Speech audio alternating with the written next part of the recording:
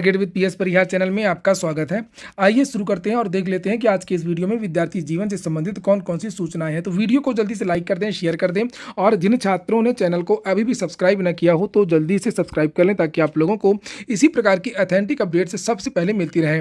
आगे बढ़ने से पहले एक सूचना उन विद्यार्थियों के लिए जो विद्यार्थी बिहार पीसीएस की तैयारी कर रहे हैं अथवा उत्तर प्रदेश लोक सेवा आयोग की परीक्षा यानी कि यूपी पीसीएस की तैयारी कर रहे हैं, वे सभी अभ्यर्थी फिजिक्स वाला के इस प्लेटफॉर्म पर आकर के अपनी प्रिपरेशन पूरी कर सकते हैं। यहाँ पर यूपी पीसीएस के लिए प्रीलिम्स और मेंस का जो बैच है हिंदी माध्यम का, उसका नाम है प्रथम 2.0 और यहाँ पर वो सारी चीज़ें आपको मिलेंगी जो प्रिपरेशन करने के लिए आवश्यक होती हैं, जैसे लाइव वीडियोज आपको मिलेंगे, रिकॉर्डेड वीडियोज मिलेंगे, डीपीवी मिलेगा, मंथली करंट अफेयर्स की मैगजीन मिलेगी, पीवाईक्यू एनालिसिस होगा और साथ सर्वश्रेष्ठ शिक्षकों का आपको गाइडेंस भी मिलेगा। यहाँ पर इसकी जो फीस है वो 4,499 रखी गई है। इसमें अगर आप लोग एक कोड का प्रयोग कर देंगे PSP 500 तो आप लोगों को 500 रुपये की एक्स्ट्रा छूट भी मिल जाएगी। यहाँ पर देख सकते हैं आप लोग बाइलिंगुअल बैच केवल प्रीलिम्स के लिए मात्र 1999 रुपये में है। इसमें भी आप लोग कोड का प्रयोग कर सकते हैं जिसका नाम आक्रोश है। इसी प्रकार से BPSC के लिए जो बाइलिंगुअल बैच है उसका नाम है सेक्शन 2.0, इसमें भी आप लोग कूपन कोड का प्रयोग कर सकते हैं। इसी प्रकार से हिंदी माध्यम के विद्यार्थियों के लिए BPSC का जो बैच है उसका नाम है प्रथम। ये सारा बैच स्टडी मटेरियल और अधिक जानकारी आप लोगों को फिजिक्स वाला की एप्लीकेशन में मिलेगी। एप्लीकेशन की लिंक मैंने डिस्क्रिप्शन बॉक्स में दे दी, वहां पर आप लोग जाकर के अपनी जो प्रिपरेशन है वो स्टार्ट कर सकते हैं। चलिए शुरू करते हैं, बात कर लेते हैं यूपी TET 2019 की, जिसका जो रिजल्ट है वो फरवरी 2020 में जारी हुआ था। ये है भारत का सिस्टम, ये है उत्तर प्रदेश का सिस्टम जिसमें गलत प्रश्न बनाए जाते हैं, गलत आंसर की जाती है और उसके बाद में आंदोलन होते हैं, धरना प्रदर्शन होते हैं, आयोग चयन बोर्ड बात को मानते नहीं है। उसके बाद में मजबूरी में विद्यार्थी न्यायपालिका के पास जाते हैं और न्यायपालिका में जो ऑर्डर आता है वो 4 साल 5 साल बाद आता है। ये एक बेहतरीन उदाहरण है जिसमें ये माना तो गया कि विद्यार्थियों की बात सही है, लेकिन इतनी देर से न्याय मिलने का कोई मतलब भी नहीं है।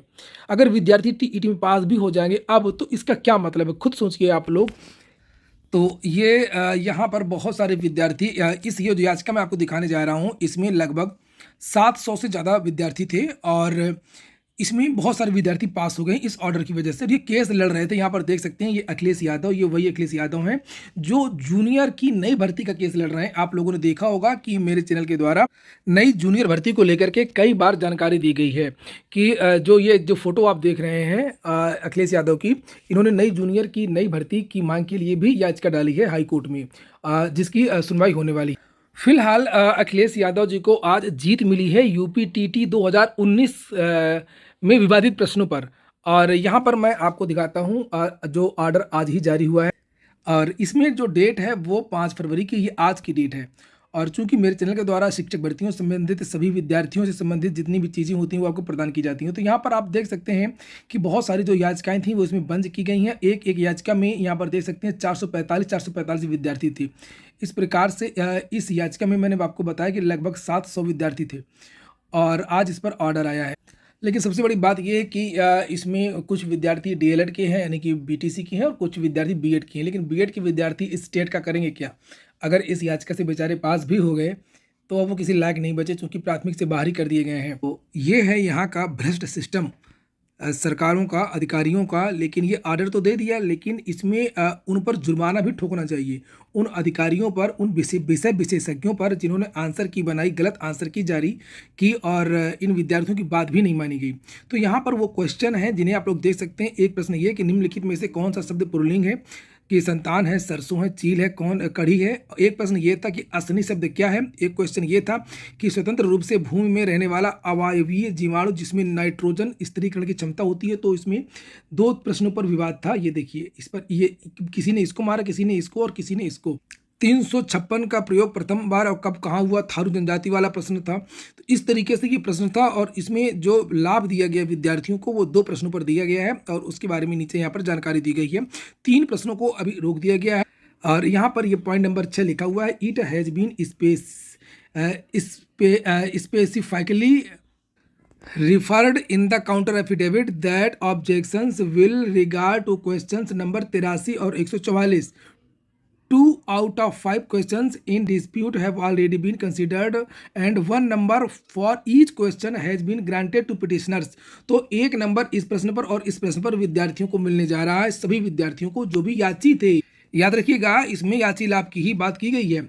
If the same has not been awarded to all petitioners respondent are directed to award 1 number for each question 83 और 84 to all petitioners and thereafter declare fresh result. तो ये नंबर देते हुए फ्रेश रिजल्ट जो है जारी किया जाए और ये ऑर्डर जारी हो गया है। बात ये नहीं है, बात ये है कि विद्यार्थी जानबूझ करके कोर्ट नहीं जाते हैं और जब उनके साथ अन्याय होता है तब जाता है, और कुल मिलाकर के सत्य की जीत हुई है, चाहे देर से हुई।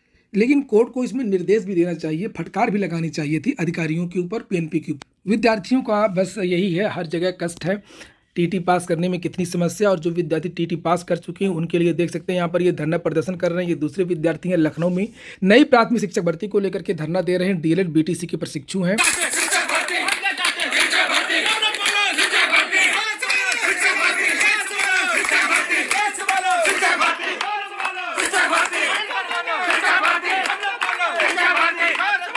तो इस वीडियो को ज़्यादा से ज़्यादा शेयर कर दें। मैंने आप लोगों को इसके बारे में जानकारी दी थी और लगातार अपडेट देता रहूंगा। ये धरना प्रदर्शन लखनऊ में लगातार जारी रहेगा, लेकिन विद्यार्थियों की संख्या जिस प्रकार से होनी चाहिए थी उस प्रकार से नहीं है और ज़्यादा विद्यार्थियों पर पहुंचना चाहिए। लखनऊ प्रदेश का लगभग सबसे बड़ा शहर है और वहाँ पर भी लाखों प्रतियोगी छात्र रहते हैं, और संख्या तो तब पता चलती है जब किसी भर्ती का विज्ञापन निकलता है। विज्ञापन जब निकलता है तो 10-10 20-20 लाख आवेदन उत्तर प्रदेश में हो जाते हैं। तो पीआरटी के लिए धरना प्रदर्शन लखनऊ में हो रहा है। यही हाल उत्तर प्रदेश के प्रयागराज में भी है। वहाँ पर टीजीटी, पीजीटी, एलटी ग्रेड, नए शिक्षा सेवा चयन आयोग को लेकर के लगभग 55 दिन से धरना प्रदर्शन चल रहा है।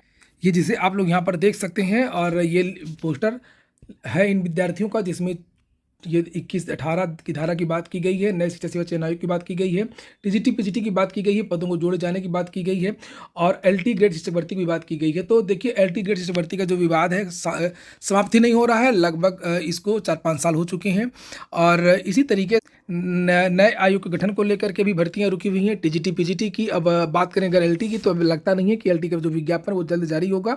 अब लोकसभा चुनावों के बाद ही हो सकता है इस साल के अंत में एलटी का विज्ञापन जारी हो। चूंकि उत्तर प्रदेश लोक सेवा आयोग से जब भी किसी भर्ती का विज्ञापन जारी होता है तो लगभग 20-25 दिन पहले एक शॉर्ट नोटिस जारी हो जाती है, लेकिन अब तक शॉर्ट नोटिस उत्तर प्रदेश लोक सेवा आयोग ने एलटी की और प्रवक्ता की जारी नहीं की है। और पूरी उम्मीद है बहुत जल्द कि जैसे ही फरवरी समाप्त होगी वैसे ही आप लोगों की जो आचार संहिता है लोकसभा चुनावों की वो जारी हो जाएगी। आचार संहिता के बाद में किसी भी भर्ती का विज्ञापन जारी नहीं होगा, चाहे वो उत्तर प्रदेश लोक सेवा आयोग हो, चाहे वो चयन बोर्ड हो, चाहे वो नया आयोग हो। भले ही लोक सेवा आयोग कहता रहता है कि हमारा कोई प्रभाव नहीं है, लेकिन नहीं निकलता है विज्ञापन। और यहाँ पर भी जिस प्रकार से विद्यार्थियों को आना चाहिए उस प्रकार से विद्यार्थी नहीं आते हैं। किसी किसी खास भर्ती के जो विद्यार्थी हैं वो आते हैं, और ये विद्यार्थी भी फिर दूसरे दिन नहीं आते हैं। लेकिन युवा मंच के बैनर तले धरना प्रदर्शन फिलहाल जारी।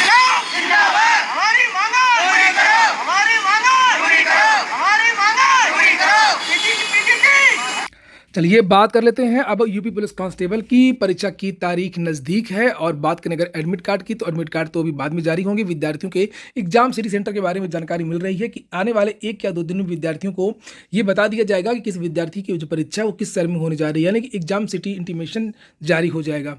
और परीक्षा के 3-4 दिन पहले विद्यार्थियों को जो है परीक्षा केंद्र का नाम भी मालूम चल जाएगा, यानी कि पूरे जो एडमिट कार्ड हैं वो जारी हो जाएंगे। अभी प्री एडमिट कार्ड जारी हो सकते हैं। तो ठीक है दोस्तों, ये हो गया आज का वीडियो आपको अच्छा लगा हो, आपके काम को हो तो लाइक अवश्य कर दें। जिन छात्रों ने चैनल को सब्सक्राइब न किया हो सब्सक्राइब कर लें। पूरा वीडियो सुनने के लिए बहुत बहुत धन्यवाद।